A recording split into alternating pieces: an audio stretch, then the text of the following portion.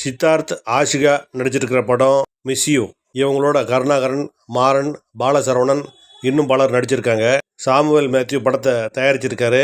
ஜிப்ரான் இசையமைச்சிருக்காரு. ராஜசேகர் என் இயக்கியிருக்கார். சிம்பிளா ஒரு சஸ்பென்ஸை வச்சுக்கிட்டு ஒரு முழு படத்தையும் இயக்கிடலாம் அப்படின்னு சொல்லிட்டு இப்பெல்லாம் டைரக்டருங்க நினைக்கிறாங்க போல் இருக்கு. அந்த பாணியில தான் இந்த படத்தையும் இயக்கியிருக்காரு ராஜசேகர் என். சினிமாவில் டைரக்டர் ஆகிடணும் அப்படின்ற ஆசையில் சித்தார்த் தயாரிப்பாளர்கிட்ட கதை சொல்கிறாரு. ஆனால் அந்த வாய்ப்பு தள்ளி போயிட்டே இருக்கு.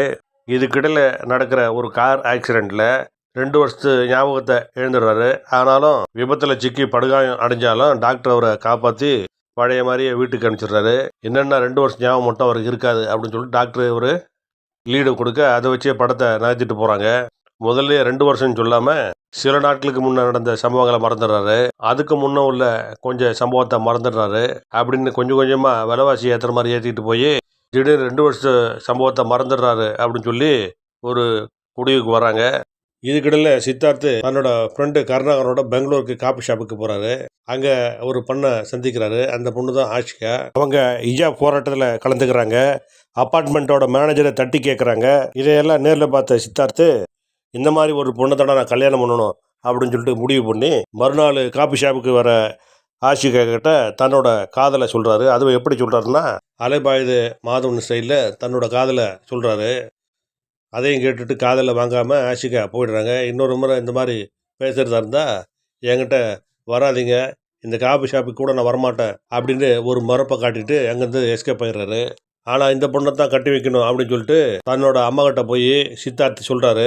எந்த பொண்ணுடா உனக்கு கட்டி வைக்கணும் அப்படின்னு சொல்லிட்டு அம்மா கேட்டாக்கா இதோ இந்த பொண்ணு தான் அப்படின்னு சொல்லிட்டு செல்ஃபோனில் இருக்கிற ஒரு படத்தை எடுத்து அம்மாட்ட காட்டுறாரு. அதை பார்த்த உடனே அம்மா அதிர்ச்சி ஆகிடுறாங்க. ஃபோட்டோவில் இருக்கிறது பேய் பிசாசம் இல்லை, ஏற்கனவே ஒரு சம்பவத்தில் அந்த பொண்ணு அம்மாவுக்கு தெரியும். அது என்ன சம்பவம் அப்படின்னு சொல்லிட்டு இப்போத்தி சொல்ல முடியாது. ஏன்னா அதுதான் படத்தோட சஸ்பென்ஸு. சித்தார்த்து எதுக்குடா அந்த பொண்ணை விரும்புகிறாரு, சித்தார்த்தோட அம்மா எதுக்குடா அந்த பொண்ணை பார்த்த உடனே அதிர்ச்சி அடைகிறாங்க, கூட இருந்த ஃப்ரெண்ட்ஸுங்கெல்லாம் சித்தார்த்து லவ்வுக்கு ஹெல்ப் பண்ணாங்களா இல்லையா இப்படின்ற கேள்விகளுக்கு மிஸ் யூ படம் பதில் சொல்லுது. வழக்கம் போல் சித்தார்த்து ஒரு இறுக்கமான மனநிலையில் தான் நடிச்சிருக்காரு. எப்பவுமே பாடியை ரொம்ப டைட்டாக ஸ்டிஃபாக வச்சுட்டு நடிச்சிட்ருக்காரு. எந்த ஒரு காட்சியிலையும் அதுக்கேற்ற மாதிரி தன்னோட பாடி மொழியை, அதாவது உடல் மொழியை காட்டி அவர் நடிக்க மறந்துடுறாருன்னு தான் சொல்லணும். அவர்கிட்ட இருக்கிற அந்த மைனஸை எந்த டைரக்டருமே கண்டுக்கிற மாதிரி தெரியல. எல்லா டைரக்டருமே அவர் எப்படி நடிக்கிறாரோ அதை படம் பிடிச்சிட்டு வந்துடுறாங்க. இதெல்லாம் சித்தார்த்துக்கு தான் மைனஸ் ஆகுது. டைரக்டர் ராஜசேகரும் அதை தான் செஞ்சுருக்காரு. சித்தார்த்து வசனமெல்லாம் நல்லா தான் பேசுகிறாரு. ஆனால் எல்லா வசனத்தையும் ஒரே பாணியில் ஏற்றம் இறக்கம் இல்லாமல், உடல் மொழி கூட இல்லாமல் ரொம்ப ஸ்டிஃபாக இராணுவ வீரர் மாதிரி ஸ்ட்ரிக்டாக பேசி நடிப்பாக தான் வெளிப்படுத்துகிறாரு. நடிப்பை யதார்த்தமாக வெளிப்படுத்த அவர் இன்னும் கூட பயிற்சி எடுக்கணுமோ என்னமோ தெரியல. இப்போ வர இளம் நடிகர்கள் கூட கதாபாத்திரத்தோட ஒன்றி போயிடுறாங்க. அந்த இன்வால்மெண்ட்டு சித்தார்த்துக்கும் வந்தால் அவரோட வசனத்துக்கும் அவரோட நடிப்புக்கும் நல்லாவே ரிசல்ட் கிடைக்கும். தன்னோட பேச்சை கேட்காத ஆஷிகா மீது கோவப்பட்டு அவர் அடிக்கிற மாதிரி பாயிறாரு சித்தார்த்து. அடிச்சிருவாருன்னு பார்த்தா ஆனால் அடிக்கலை. படத்தில் பெண்களை அடித்து நடிக்கிற பழக்கம் எனக்கு கிடையாது.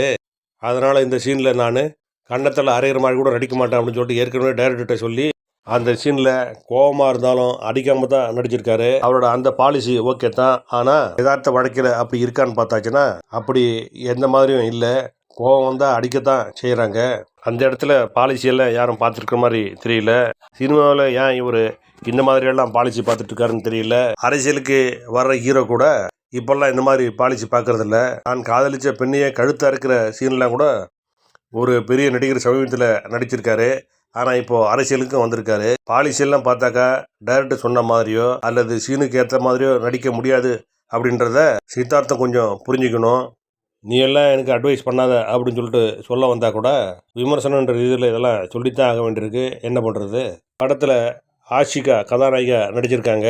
முகத்தில் மென்மையான நடிப்புகளை காட்டி நடிச்சிருக்கிற அவர் டைரக்டர் என்ன சொன்னாரோ அதை மட்டும் நடிச்சுட்டு போயிருக்காரு. அவரது கதாபாத்திரத்துக்குன்னு ஒரு ஸ்டைலை இயக்குனர் பின்பற்றுவார் அப்படின்னு சொல்லிட்டு பார்த்தாச்சுன்னா முதல்ல அவரை காட்டும்போது ஏதோ புரட்சி பெண்ணு மாதிரி போராட்டமெல்லாம் பண்ணுறாரு.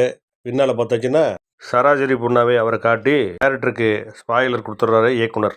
கருணாகரன், மாறன், பாலசரவணன் இந்த கூட்டணி சேர்ந்தாக்கா பெரிய கூத்தடிச்சு காமெடியை செஞ்சு வைத்த பதம் பார்த்துருவாங்க அப்படின்னு பார்த்தாச்சுன்னா உதட்டளவில் கூட பெருசாக சிரிப்பு வராத அளவுக்கு தான் இவங்களோட நடிப்பு இருக்குது. அப்பப்போ சில காமெடிகளை புகுத்த மாறன் முயற்சி பண்ணால் கூட அதை ஸ்டே ஆர்டர் போட்டு தடுக்கிற மாதிரி கேரக்டர்களை வச்சு தடுத்து நிறுத்திருக்காரு இயக்குனர். காமெடியன்களுக்கு அவங்களுக்கு ஏற்ற மாதிரி ஒரு பாடி லாங்குவேஜ் கொடுத்து நடிக்க விட்டால் தான் படத்தில் காமெடி எடுபடும்.